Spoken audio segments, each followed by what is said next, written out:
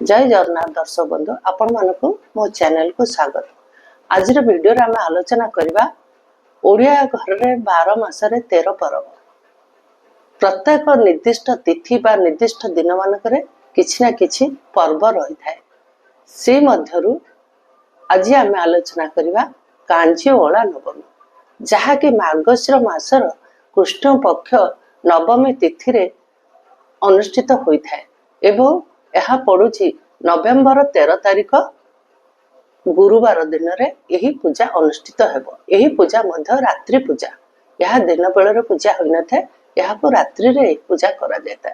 यह भी मध्य यार यही पूजा रे 60 देवी पूजा करा जाता। ये पूजा रे किपरि पूजा विधि रहिबो, पूजा पे कौन कौन सब सामग्री जोगाड़ करिया को पड़िबो, पूजा रे केउ केउ भोग लागि हबो एवं केउ माने यह को पूजा करंती। एठारे पे मध्य आउ गोटे कथा रही, आज दिन रे सासु बहु को मुंडिया मारी थाए। ये समस्त विषय रे आज वीडियो रे हम आलोचना करबा। तो दर्शक बंधु आउ डेरी न करके वीडियो टिके आरंभ करबा, किंतु ता पूर्व में आपन कहि रखुछि आपण माने मोर वीडियो को आरंभ रे शेष पर्यंत देखिबे, मझिरे स्किप करिवे नाही। तो दर्शक बंधु कांजियोला नवमी पूजा रे मां षष्ठी देवी को पूजा करा जाय थाए, जेउथरे कि माँ माने तांको पिलार मंगल कामना करी एवं दीर्घायु कामना करी यही उपवास करिथांती। जो मानकर संतान संतति हेउ न थाए से भी मध्य यही उपवास करिथांती। घरर सबुठारु बड़ जे महिला माने होंतु माँ, पिला मानकर माँ जो माने विवाहित महिला एवं वयस्क महिला माने यह विशेष भाव रे यही उपवास रखि थांती। से दिन उपवास रही से माने मांकर पूजा करने निमित्त केते गुड़िए जिनिस जोगाड़ करिया को पड़ी थाए। से सामग्री गुड़िक है कौन ना निहाती पक्षे यही सामग्री गुड़िक जोगाड़ होता है मांकर पूजा लगी। प्रथमे से माने गोटे पोखरी खोलिबे।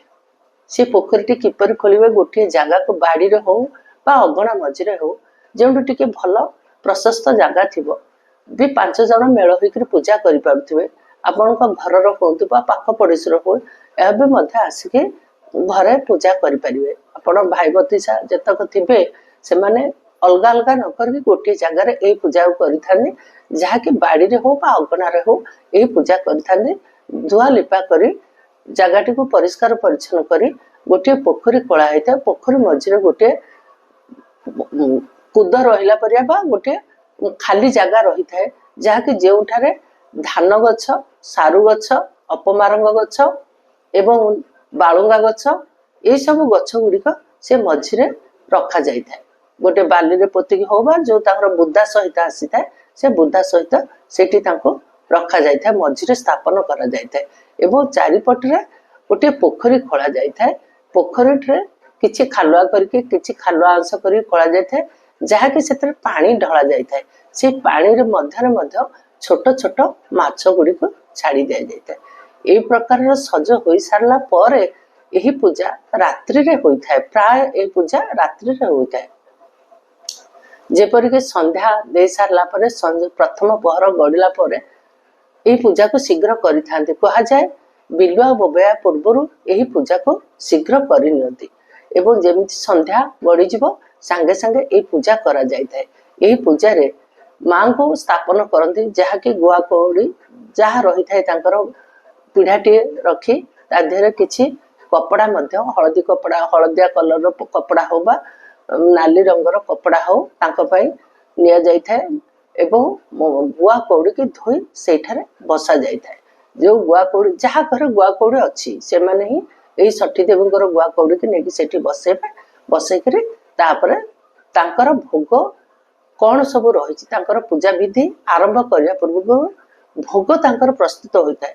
भोग कौन ना जमीक आमर अन्न भोग हवा कथा अन्न भोग हम, ता सहित पिठा पଣା होइतिबो, चकुली पिठा हम एवं मुढ़ी पूजा हम।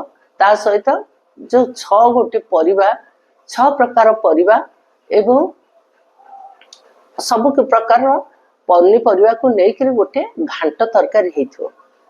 किछि आमिष भी सेदिन पूजा करा जाए। कौन आमिष ना छोट छोट माछ, ए समय बिलुरु प्राय छोट छोट माछ मरी था।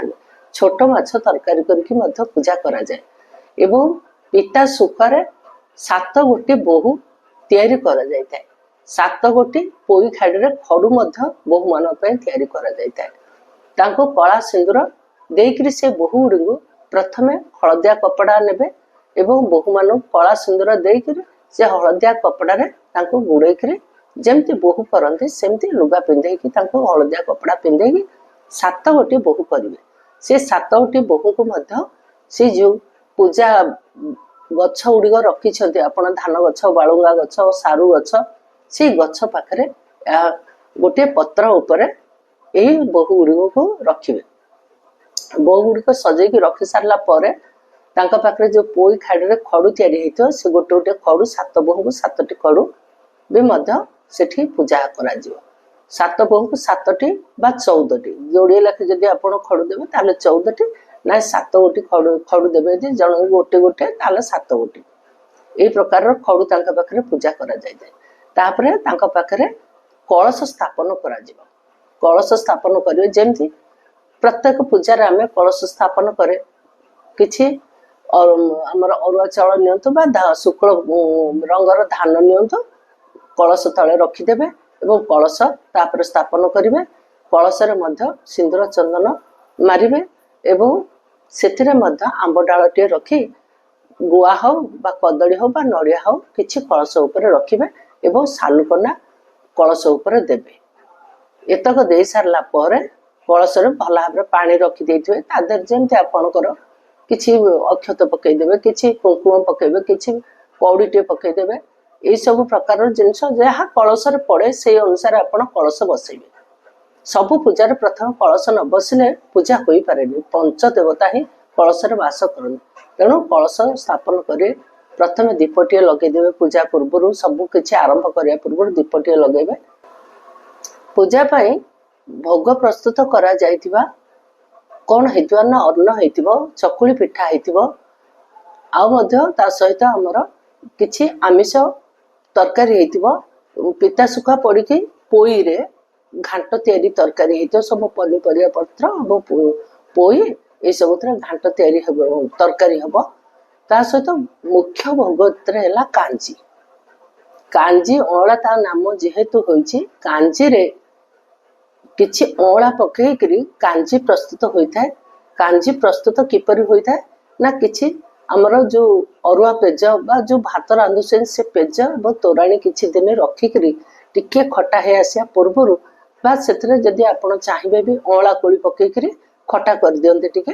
एवं सेइथरे आपणकर सिंब हला मूला हला ए सब जिंस पड़िकरी कांजी तरकारी प्रस्तुत होता है कांजीटी होछि एथरे मुख्य भोग तेणु यही पूजार सबू पनीपरिया सहित पकईकी घांट तरकारी हेइथिबो डाली हेइथिबो 6 प्रकार तरकारी 9 प्रकार भजा जमी 9टी परिवार पड़िकी भजा होता है सेमती 6 प्रकार परिया पड़िकी गोटे घांट तियण होता है किछि छोट माछ आमिष भोग भी मध्य करा जाए जेहेतु से दिन गुरुवार पड़ुछि से दिन आमिष पूजा करबा कि नाही से विषय में आगु कहबी एतक भोग सामग्री मांग पाई जगाड़ सरला परे आपण से जो कोठी करिसेंती पूजा पाई से कोठी रे नेकी रखिबे धूप दीप गंध पुष्प ए सब मध्य मां को अर्पण करिवे एवं पंच उपचार जेमती पूजा करा जाए सेमती पूजा करिवे मानकर माण बसुची से माने तो आदौ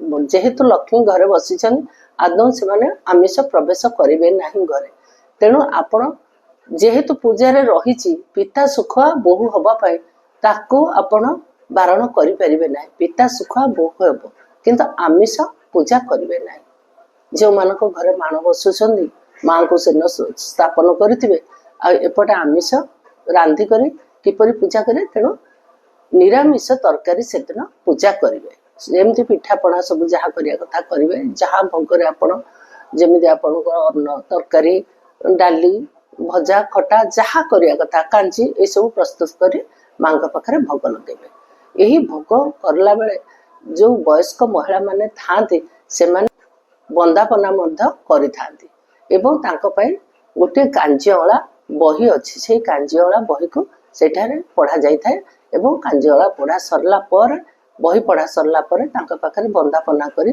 जो माने उपवास रखि थानी जण जण की जाय बंदापना करी मां को पूजा करि थानी।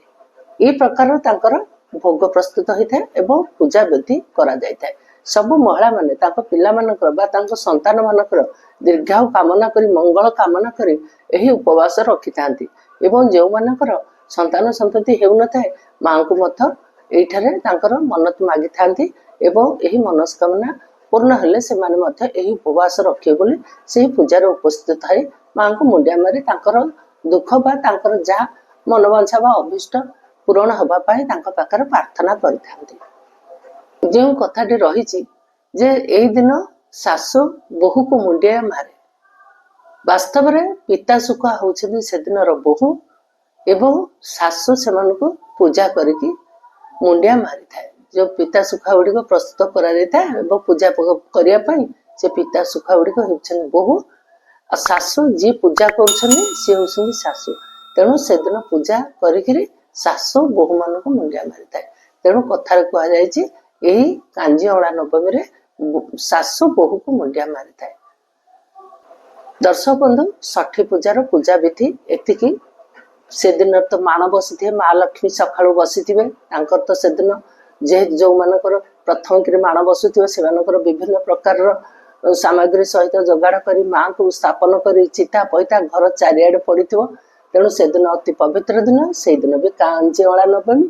तेणु सकाଳେ माँ लक्ष्मी पूजा रात्रि माँ षठी देवी पूजा तेणु से दिन गोटे हूँ पवित्र दिन। तो दर्शक बंधु आज भिडियो यह थिला पूजा विधि माँ षठी देवी एवं कांजी अला ओषा कथा। जदि आपण मानक वीडियो भल लगी निश्चित भाव में शेयर करेंगे लाइक करेंगे कमेंट करेंगे। जो मैंने प्रथम कर मो चैनल को आसे मोर चैनल को सब्सक्राइब करेंगे। आज वीडियो को मुझे रखुची पुणी आपण मान सहित देखा आउ एक नुआ वीडियो। जय जगन्नाथ।